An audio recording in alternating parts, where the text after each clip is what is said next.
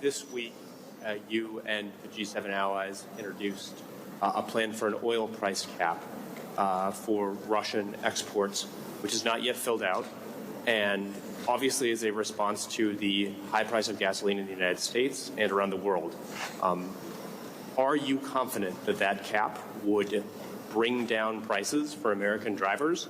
And how long is it fair to expect American drivers to continue to pay a premium because of this war? Let me hear this. The second part of the question was, would it bring down the price? Will it bring down prices? And the war has pushed prices up. They could go as high as $200 a barrel, some analysts think. How long is it fair to expect American drivers and drivers around the world to pay that premium for this war?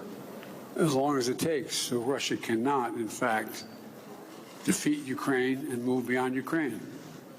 This is a critical position for the world. Here we are. Why do we have NATO? I told Putin that, in fact, if he were to move, we would move to strengthen NATO. We would move to strengthen NATO across the board. Look, let me explain the price. I suggested a while ago that what we should consider doing is putting a cap on the amount of money that we would pay for, the world would pay for Russian oil, and that we would not provide, the West provides insurance, would not insure Russian ships carrying oil. We would not provide insurance for them, so they would have great difficulty getting customers. The point is that we've said to them, here's the deal.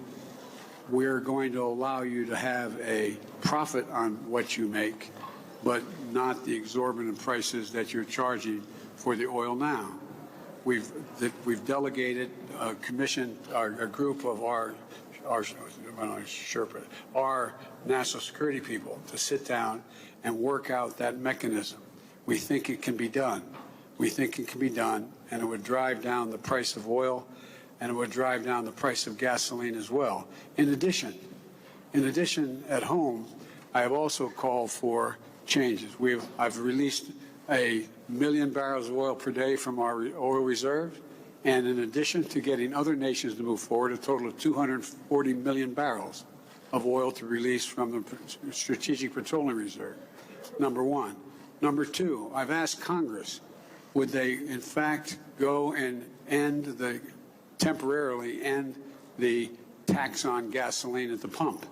And thirdly, to ask the states to do the same thing. If we do these things, it's estimated we could bring down tomorrow, if Congress agreed and the states agreed, we could bring down the price of oil about $1 a gallon at the pump, in that range. And so we could have immediate relief in terms of the reduction of the elimination of temporary elimination of the gas tax. And so I think there's a lot of things we can do and we will do, but the bottom line is, ultimately, the reason why gas prices are up is because of Russia.